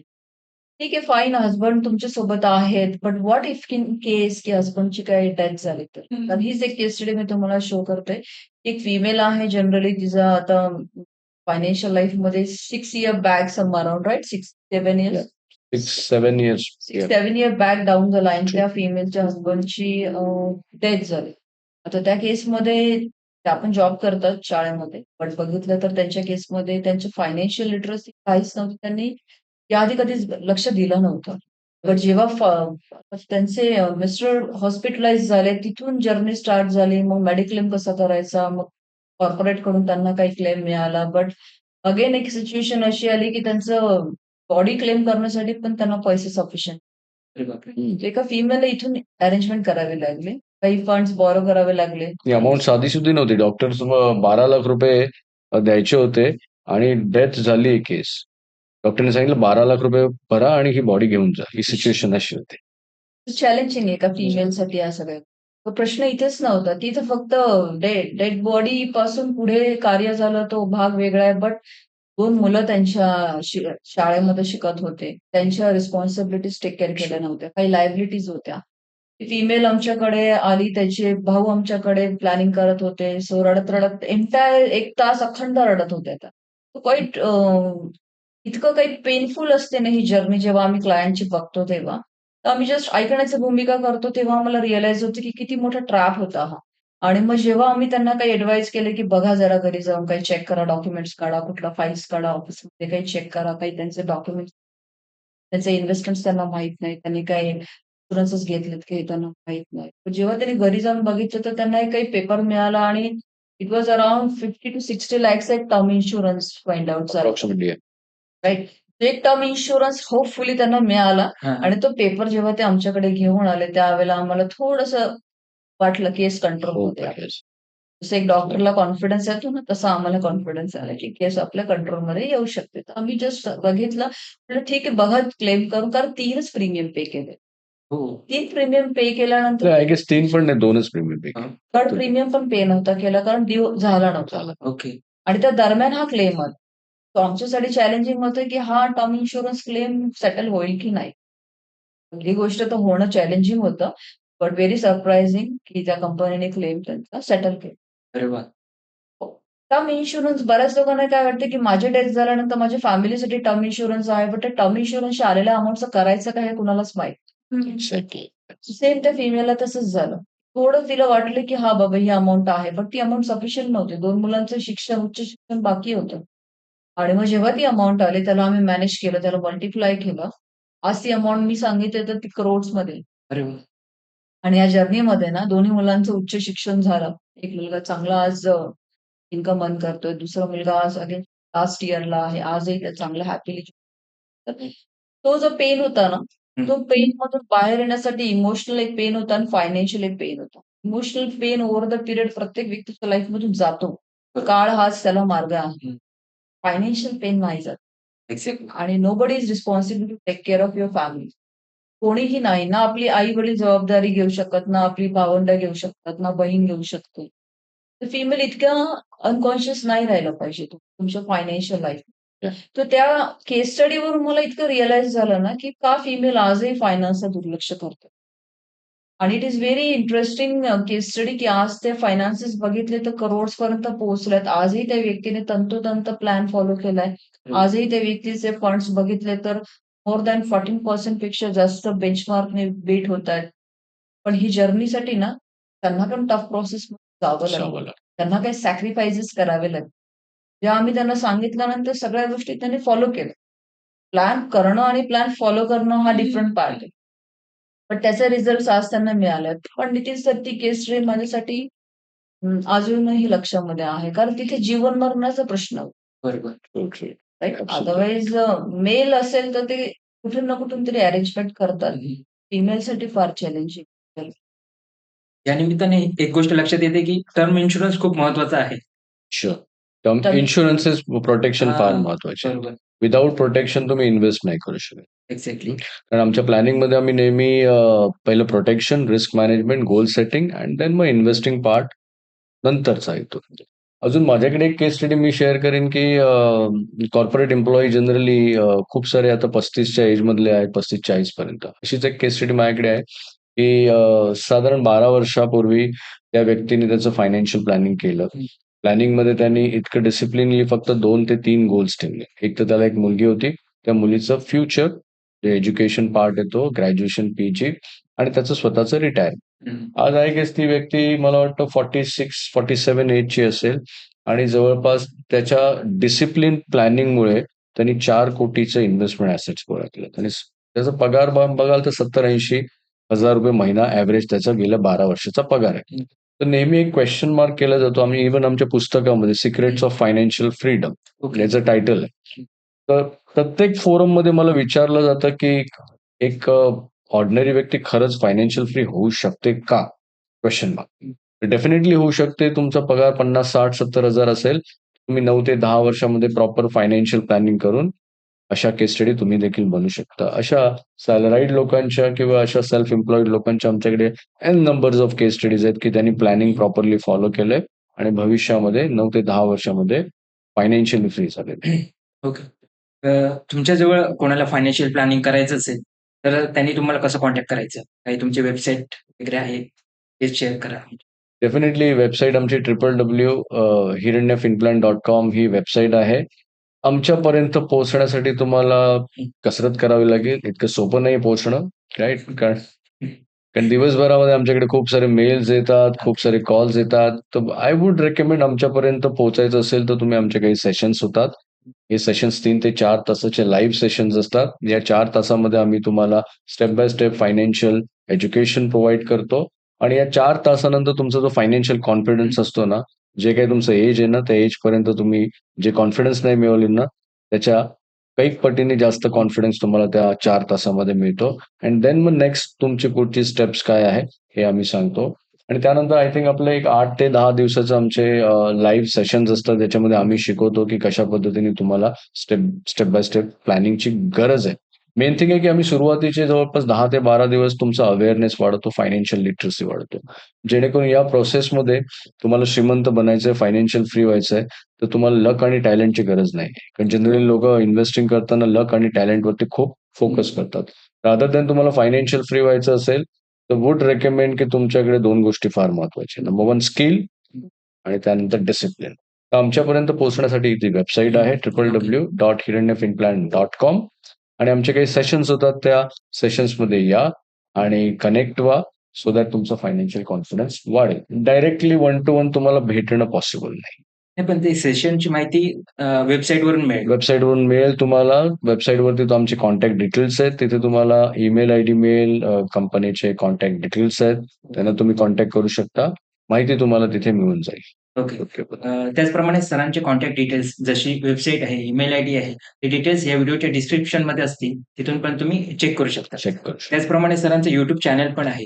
त्यावरती पण तुम्ही जाऊन तुम्ही फायनान्शियल रिलेटेड अजून माहिती घेऊ शकता. तर तुम्ही मुलांच्या एज्युकेशन बद्दल काय सांगाल? की आता म्हणजे मुलांच्या एज्युकेशनसाठी पॅरेंट्स खूप सारे खर्च वगैरे करतात. तर ते कसं मॅनेज केलं पाहिजे? निलेश, खूप छान क्वेश्चन आहे आणि मॅक्सिमम पेरेंट्स या ट्रॅपमध्ये अडकलेले आहेत. आणि याला जबाबदार एज्युकेशन सिस्टम आहे. एज्युकेशन सिस्टम या पद्धतीने ट्रॅप आणते, की तुम्ही हे स्पेसिफिक एज्युकेशन नाही घेतलं, तर कदाचित तुमच्या मुलांच्या लाईफमधून मोठी अपॉर्च्युनिटी निघून जाईल. तर पेरेंट्स मेंटली प्रिपेअर्ड नाहीयेत आणि एंटायर एज्युकेशन सिस्टम इन्सिस्ट करते, की तुम्हाला हे एज्युकेशन घ्यायचंय. पण ते एज्युकेशन खूप कॉस्टली असतं, जे पेरेंट्सला परवडत नाही.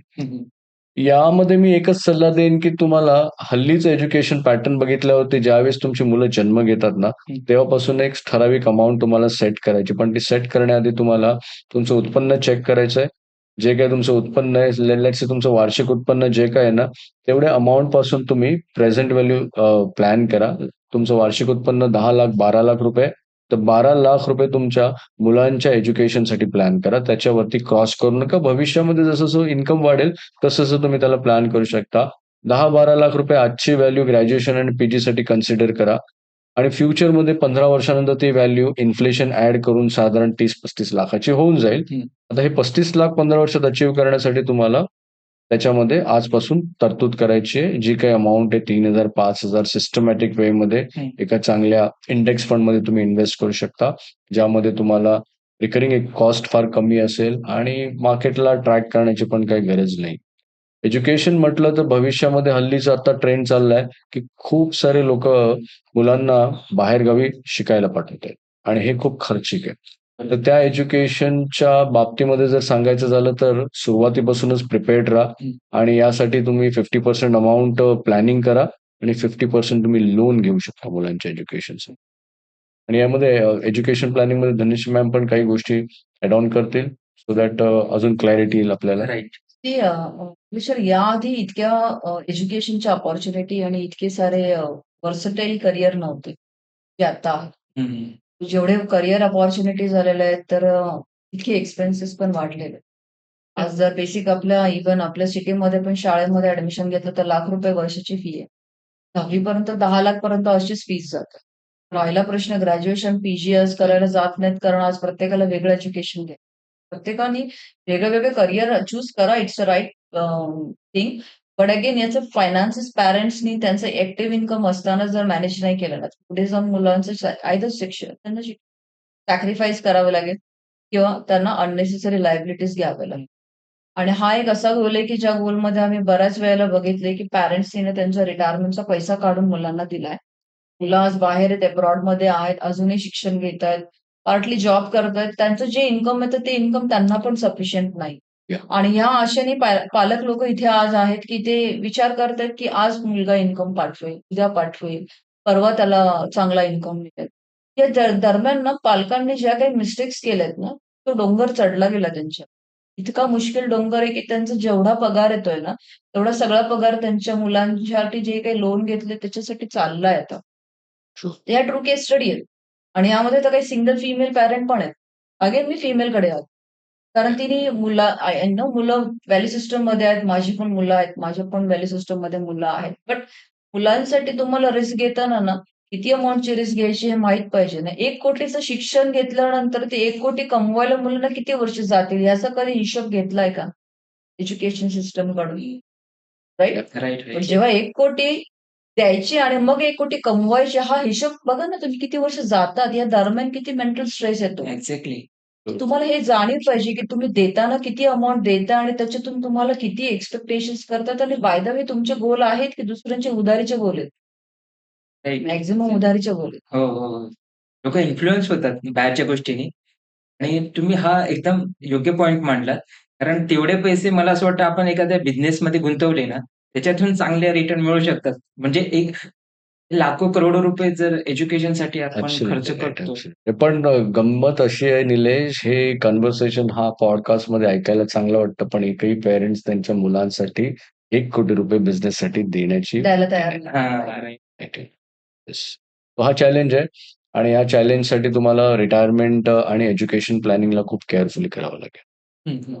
Right? आणि आता महत्वाचं रिटायरमेंट प्लॅनिंग हां, हां. विषयी जर रिटायरमेंट प्लॅनिंगबद्दल Yeah. जरा अत्यंत चॅलेंजिंग गोल. हं, हं. कारण इथे या भूतलावरती जी व्यक्ती आलेली आहे, कधी ना कधी काम करण्याचं थांबवणार आहे. बरोबर. Including you, me, he and she also.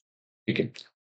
आता या प्लॅनिंगचं तुम्हाला माहिती पाहिजे की तुम्ही भविष्यामध्ये कोणत्या वयामध्ये रिटायर होणार आहे. पहिली सुरुवात इथून करायची तुम्हाला, की आज जर तुमचं एज 30 वर्ष आहे आणि भविष्यामध्ये तुम्ही 60व्या वर्षी रिटायर होणार आहे. तर आजचे तुमचे खर्च किती आहेत, जे एक ऑर्डिनरी आणि स्टँडर्डाइज लाईफ जगण्यासाठी तुम्हाला लागतात. लेट्स सी तुमचा खर्च ₹60,000 कारण मेट्रो सिटीमध्ये ₹60,000 मध्ये माणूस जगतो हाऊसहोल्ड आणि लाईफस्टाईल. हं. आता ज्यावेळेस तुम्ही रिटायर होणार त्यावेळेस तुमच्यावरती कुठल्या पण पद्धतीचा कर्जाचा बोजा नाही पाहिजे, ईएमआय नाही पाहिजे, लायबिलिटीज नाही पाहिजे. तुमचे मेजर मुलांचे जे फ्युचरचे गोल आहेत हे पूर्णपणे कंप्लीट झाले पाहिजे ज्यावेळेस तुम्ही रिटायर होणार. हं, हं. ₹60,000 जर आज तुम्ही कन्सिडर केले, याच्यामध्ये इन्फ्लेशन ऍड करावं लागेल. 6% 60% इन्फ्लेशन कन्सिडर करा. 30 वर्षानंतर त्याची इन्फ्लेटेड व्हॅल्यू तुम्हाला काढावी लागेल आणि मग त्या इन्फ्लेटेड व्हॅल्यू मधून तुम्हाला एक सर्टन अमाउंट येईल. तर माझ्या माहितीप्रमाणे एक 4 ते 5 कोटीची रिटायरमेंटची गरज तुमची असेल वयाच्या 60व्या वर्षी, 55व्या वर्षी. ठीक आहे. तेवढे तुम्हाला आजपासून अचीव्ह करण्यासाठी हा खूप सारा वेळ आहे, काळ आहे. तर इथे या गोलला सिरियसली बघणं फार गरजेचं आहे. पण दुर्दैव हेच आहे की 99% ॲव्हरेज मिडल क्लास लोकं या गोलला फार लांब आहे असं मानतात. वयाची 35शी ओलांडते, 40शी ओलांडते, 45शी ओलांडते, पण तरी पण रिअलाईज होत नाही. सडनली रिअलाईज होतं की आता माझ्याकडे खूप रॅट रेस आहे, कंपनीमध्ये खूप सारे कॉम्पिटिशन आहे. आता मला रिटायरमेंट प्लॅनिंग करणं गरजेचं आहे. पण उरतात फक्त 15 वर्ष. पण या 15 वर्षामध्ये पण तुम्ही बरंच काही करू शकता. पण मेक शुअर की तुमचं रिटायरमेंट खूप केअरफुली प्लॅन करा. कारण भविष्यामध्ये आपल्या गव्हर्नमेंटकडून काही सपोर्ट नाहीये, कल्चरकडून काही सपोर्ट नाहीये, इव्हन एज्युकेशन सिस्टम पण तुम्हाला सपोर्ट नाही करणार. कारण हा एकमेव असा गोल आहे की तुम्हाला कोणी लोन नाही देणार. हं, हं. आणि ₹60,000 लाईफस्टाईल जगण्यासाठी पण तुम्हाला आज 60,000 आहे, तर भविष्यामध्ये 25-30 वर्षामध्ये हे 60,000 7 ते 8 पटीने होतील. म्हणजे अप्रॉक्सिमेटली ₹3-3.5 लाख तुम्हाला महिन्याला लागतील. बरोबर. चॅलेंज हा आहे की आज तुमचा ॲक्टिव्ह इन्कम आहे, हातपाय हलतायत, एनर्जी आहे. त्यावेळेस तुमचा ॲक्टिव्ह इन्कम 0 असेल. तर मी म्हणतो रिटायरमेंट प्लॅनिंग नंबर 1 गोल आहे. त्याला कॅज्युअली घेऊ नका. बरोबर. राईट. इनफॅक्ट रिसेंटली आम्ही एक पोल घेतला होता. आमचं लाईव्ह सेशन होतं. त्या पोलमध्ये आम्ही हा एक क्वेश्चन केला होता. रिटायरमेंट प्लॅनिंगसाठी तुम्ही तुमच्या ई-पी-एफ वर जबाबदार आहेत का? हा एक आन्सर होता पोलमध्ये. अगेन तुम्ही तुमच्या रिअल इस्टेटवर जबाबदार आहेत का? थर्ड होता की तुम्ही अजून रिटायरमेंटचा विचार नाही केलाय. तर you can't believe maximum answer होते की आम्ही अजून रिटायरमेंटचा विचार नाही केलाय. मोर दॅन 80% म्हणजे 1300 लोकांचा पोल होता, पण 80% लोकांनी सांगितलं की आम्ही अजून रिटायरमेंटचा विचार नाही केला. अच्छा. तो बघा भारत हा 141 कोटीची लोकसंख्या असलेला देश आहे, ज्यामध्ये यंग जनरेशन जास्त आहे. दॅट मीन्स आपण जी जनरेशन आहे ना, ह्या जनरेशनला पुढच्या 15-20 वर्षांमध्ये रिटायरमेंट व्हायचंच आहे. आफ्टर 15-20 वर्षांनी भारत हा रिटायरमेंट देश असतो. सीनियर सिटीझन देश असतो. डेफिनेटली रिस्पॉन्सिबिलिटी गव्हर्नमेंट नाही घेऊ शकत. का द्यावी? बरोबर. जर एंटायर लाईफमध्ये आपल्याला आपलं फायनान्शियल मॅनेजमेंट आणि आपलं फायनान्स मॅनेज करता नाही आलं, तर आपण इकॉनॉमीचा फायनान्सच्या विषयी बोलणं म्हणजे पण चुकीचं. स्वतःच्या फायनान्शियल लाईफची पण जबाबदारी घेण्यासाठी लोक आज सक्षम नाहीयेत, कारण त्यांचं विचारसरणी त्या लेव्हलला जात नाही. लोकांना दोष नाही देत आहेत. हे जे पण काही घडतंय त्याच्यामध्ये ना, हे जे काही आताचं डिस्ट्रॅक्शन आहे ना, यामध्ये त्यांना ते विचार करायला भाग नाही पाडलं जात. True. आजही तुम्ही विचार नाही केला रिटायरमेंटचा, तर मग नक्कीच तुमची मुलं पण सक्षम नाहीयेत. आपण आपल्या मुलांना इतकं लाडाने आज सांभाळलंय. आपण ही एक जनरेशन आहे ना, की या जनरेशननी गरिबी बघितली आणि खूप सारा पैसा पण बघितला. बरोबर. आपल्या आई-वडिलांनी गरिबी बघितली. आपल्या नेक्स्ट जनरेशननी गरिबी नाही बघितली. Right. Right? So we are into the might be sandwich system. एकीकडे आई-वडील, 80 वर्षाचे आई-वडील जे आपल्यासोबत राहतायत, जे आपल्यावर फायनान्शियली डिपेंडंट आहेत. एकीकडे 25-30 वर्षाची मुलं, जे आजही शिक्षण घेतायत. शिक्षण पद्धती लॉंगर झाली आहे. शिक्षण घेत राहिल्यामुळे काय झालं, 60 मध्ये रिटायरमेंट झालेल्या व्यक्तीनं सँडविच झालं. त्याच्यावर आई-वडील पण डिपेंड आहेत, त्याच्यावर मुलं पण डिपेंड आहेत. आणि ह्या दरम्यान जर त्याचं इन्कम बंद झालं असेल, तर मग तुम्हाला फायनान्शियल लाईफमध्ये फार चॅलेंजेस येतील आणि तुमची मुलं नाही आहेत सक्षम, कारण तुम्ही त्यांना सांगितलं नाहीये. तुम्हाला माझ्या फायनान्शियल फ्रीडमची जबाबदारी घ्यायची. आपल्या आई-वडिलांनी सांगितलं ना, आपण ते एक्सेप्ट केलेलं. राइट. आपल्या आई-वडिलांनी जेवढ्या जबाबदाऱ्या दिल्या त्या आपण पार पाडल्या. आपण आज घरातली एकही गोष्ट मुलांना देत नाही, तर हे शो करतं की आपण त्यांना ना रिस्पॉन्सिबिलिटी न दिल्यामुळे त्यांची मानसिक जडणघडण होत नाहीये. त्यामुळे तुम्ही त्यांना सडनली जाऊन शॉक देऊ नका, की आता माझं रिटायरमेंट तुला बघायचंय. आम्ही बघतो काही क्लायंट ज्यांच्या केसमध्ये घर अपग्रेड करायचं, हा माझा मुलगा घेईल. त्यांच्या केसमध्ये काही कॉस्टली अजून गोष्टी करायच्यात, हा माझा मुलगा घेईल. अरे तुम्ही तुमच्या मुलांना सांगितलंय का? जर तुम्ही त्यांना सांगितलंच नाहीये, तर तुम्ही एक्स्पेक्ट कसं करू शकता, की तुमच्या मुलांनी ह्या जबाबदाऱ्या घ्याव्यात? तर ही एक खूप मानसिक स्थिती बिघडण्याचा काळ आहे, या पुढच्या 15 वर्षामध्ये. जर लोकांनी त्यांचं रिटायरमेंट हा गोल प्लॅन नाही केला तर. राइट? आणि ह्या गोलवर नितीन सरांनी इतकी मास्टरी मिळवली आहे ना, आजही आमच्या रिटायरमेंट क्लायंटचे काही फंड्स मॅनेज करतो, तर त्यांचे पोर्टफोलिओ 14-15% ग्रो होतायत. रेग्युलरली एव्हरी मंथ त्यांना आम्ही इन्कम जनरेशन करतो. हा एकमेव असा गोल आहे ना, हा गोल किती वर्ष घेऊन जायचा आणि याची क्लॅरिटीच नाही. तसं आता एज्युकेशन सिस्टमचं माहिती आहे 17व्या वर्षी ग्रॅज्युएशन, पी-जी, पोस्ट ग्रॅज्युएशन वगैरे येणार. रिटायरमेंटला लाईफ एक्स्पेक्टन्सी कुणाला माहित नाहीये. 70 असेल, 75 असेल, 80 असेल, 90 पण असेल तर काय? तुमचा पैसा पुरतोय का? जर नसेल पुरत तर मग त्याची दुसरी तरतूद काय? So I would strongly recommend जर आज तुम्ही यंग असाल तर पहिलं फोकस करा रिटायरमेंट प्लॅनिंग. Yeah. अजून काही भविष्यातले काही मार्केट ट्रेंड्स आहेत, ते इव्हन म्हणजे फायनान्शियल बदल जे होत आहेत, त्यासाठी लोकांनी अलर्ट राहिलं पाहिजे. त्याबद्दल जरा सांगा. येस. सो मार्केटमध्ये चेंजेस आणि ट्रेंड पहिली गोष्ट दोन्ही वेगळ्या गोष्टी. ओके. ठीक आहे. त्याचे बदल आहेत त्याविषयी आपण सेकंड बोलूया, कारण लोक बदलामध्ये इंटरेस्टेड नाहीये. नाही. टू बी फ्रँकली लोकांना ट्रेंड हवंय. ठीक आहे. Right, right. आणि एकच गोष्ट सांगेन निलेश, इव्हन सगळ्या ऑडियन्सना, ट्रेंड कधी सरळ नसतो. ट्रेंड वेडावाकडा असतो. आणि जनरली 99% लोक ट्रेंड बघून इन्व्हेस्ट करतात. राईट. आता या ट्रेंडमध्ये असं असतं की ट्रेंड वरती जातो ना ज्यावेळेस, त्या मॅक्झिमम लोक फायनान्शियल मार्केटमध्ये इन्व्हेस्ट करतात. नावडेज गेल्या 4 वर्षापासून जेव्हापासून लॉकडाऊन आहे, ट्रेंड सरळ वरती चाललाय. हा बिलकुल वेडावाकडा झालेला नाहीये 4 वर्षामध्ये. आणि गेल्या 4 वर्षामध्ये भारत नंबर 1 पोझिशनवरती आलाय फायनान्शियल मार्केट, स्पेसिफिकली इक्विटी मार्केटमध्ये इन्व्हेस्ट करण्याचा. याचा अर्थ काय होतो माहितीये का? या भारतातले सर्व लोकांना ओव्हर कॉन्फिडन्स आहे की हा ट्रेंड सरळच जाणार. ट्रेंड कधी सरळ जात नाही, वेडावाकडा होतो आणि ज्यावेळेस आता हा ट्रेंड वेडावाकडा होणार, त्यावेळेस तुम्ही बघाल की मॅक्सिमम लोकं मेंटल स्ट्रेसमध्ये असतील आणि ॲव्हरेज मिडल क्लास लोकं याच वेळामध्ये फायनान्शियल ट्रॅपमध्ये येतात आणि मेंटल स्ट्रेसमध्ये जातात आणि बऱ्याच गोष्टी होतात त्यांच्या लाईफमध्ये. तो ट्रेंड फॉलो करू नका. जनरली फायनान्शियल मार्केट हे असं एक मार्केट आहे, की इथे डिस्काउंट असेल ना, तर मॅक्सिमम लोकं इथून पळतात. आणि त्यांचे ॲसेट्स सेल करायला सुरुवात करतात. पण ज्यावेळेस मार्केटमध्ये डिस्काउंट असतं याचा अर्थ मार्केट खालती आलेलं आहे आणि खालती आलेल्या मार्केटमध्ये काय होतं, आता तुम्ही म्हणाल तर ट्रेंड तुमचं क्वेश्चन काय होतं, की ट्रेंडमध्ये काय करायला पाहिजे? तर ट्रेंड वरती असताना साहजिकच आहे इन्व्हेस्ट करतात. ट्रेंड खालती आल्यावरती काय करतात लोकं? सेल करतात आणि एक्झिट करतात. तर ट्रेंड फॉलो करू नका. मेक शुअर तुमचे फायनान्शियल गोल आणि फायनान्शियल प्लॅनिंग फॉलो करा. असं प्लॅनिंग करा, की ज्यामध्ये ट्रेंड कसाही वेडावाकडा झाला तरी तुमचा जो पोर्टफोलिओ एक सस्टेनेबल पोर्टफोलिओ आम्हाला म्हणतो, की आमच्या 15 वर्षाच्या प्रॅक्टिसमध्ये आजपर्यंत असा एकही पोर्टफोलिओ नाहीये, जो ट्रेंड वर-खालती गेल्यानंतर आम्ही चेंज केलेला आहे. पोर्टफोलिओ ॲसेट अलोकेशन असं बनवा, जे ट्रेंडला डिपेंड नाही करायला पाहिजे.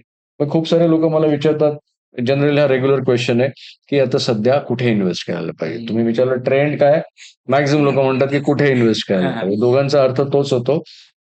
तर मी नेहमी म्हणतो, की 2च गोष्टी आहेत. पहिली गोष्ट आहे, की तुमच्याकडे सफिशियंट पैसे असतील तेव्हा इन्व्हेस्ट करा फायनान्शियल मार्केटमध्ये. दुसरी गोष्ट आहे, मार्केट खालती असेल त्यावेळेस इन्व्हेस्ट करा.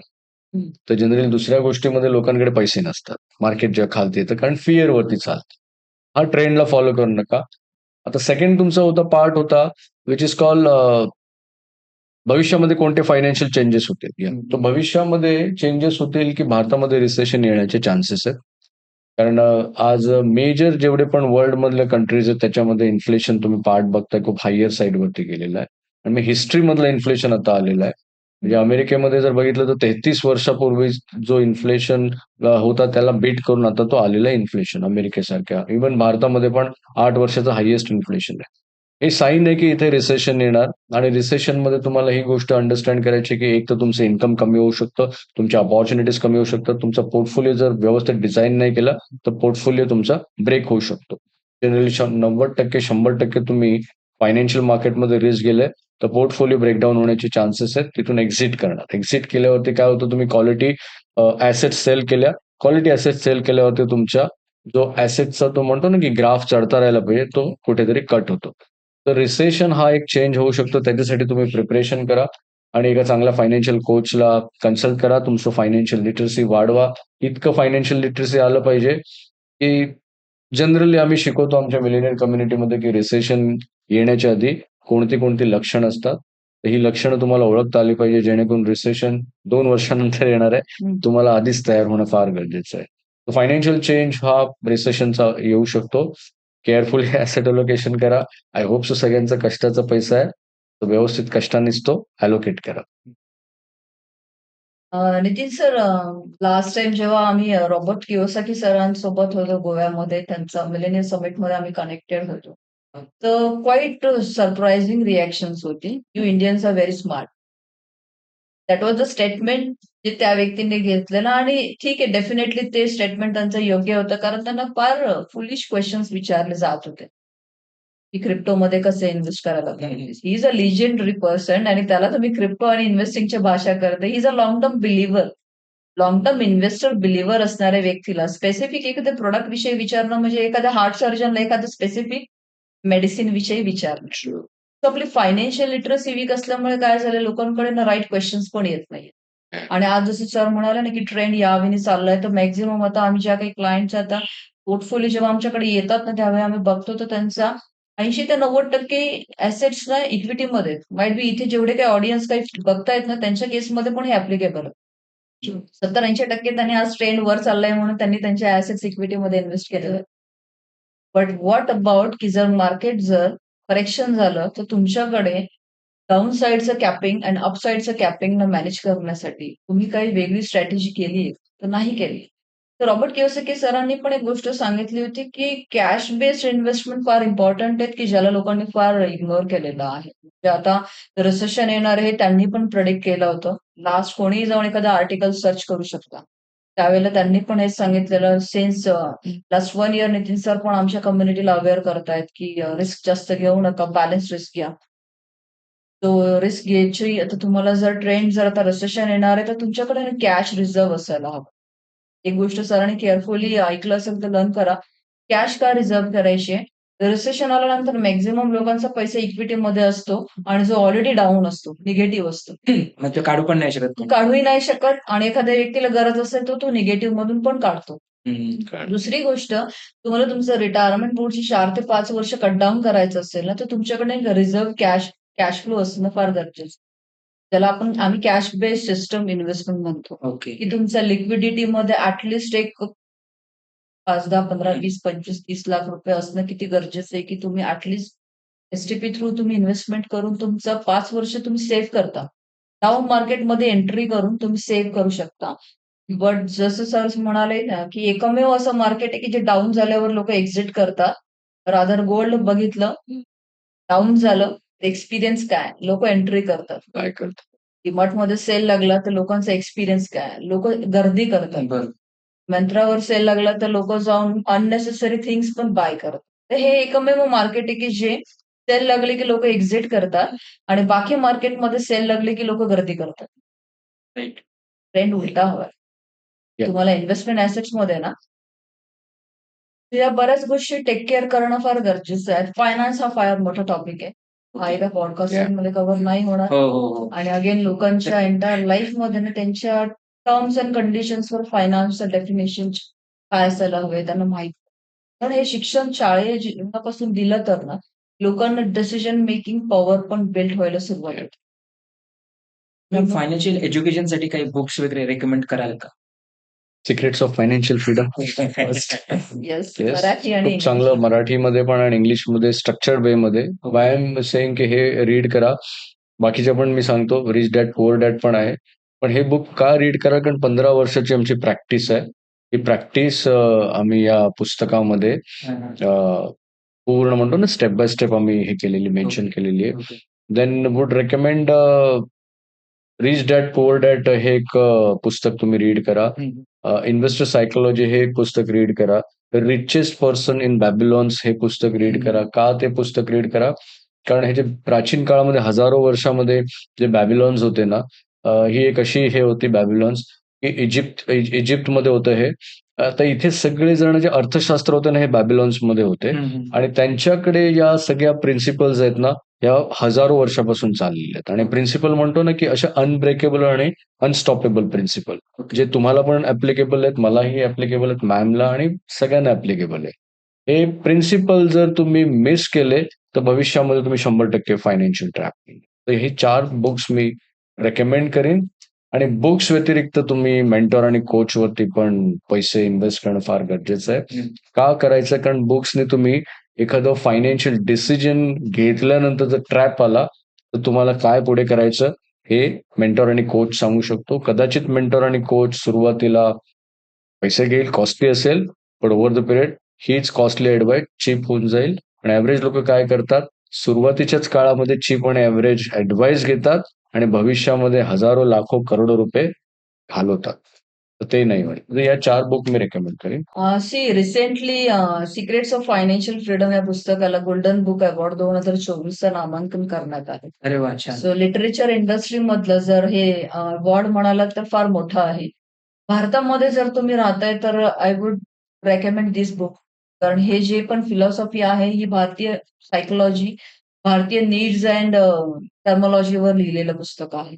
जे सरांनी बुक्स रेकमेंड केलं ते ओव्हरऑल फायनान्शियल प्रिन्सिपल्स बेस्ड आहे. पण यामध्ये पण ना प्रत्येक घरामध्ये might be rich Dad Poor dad असून पण लोक फायनान्शियल का स्ट्रगल करतात.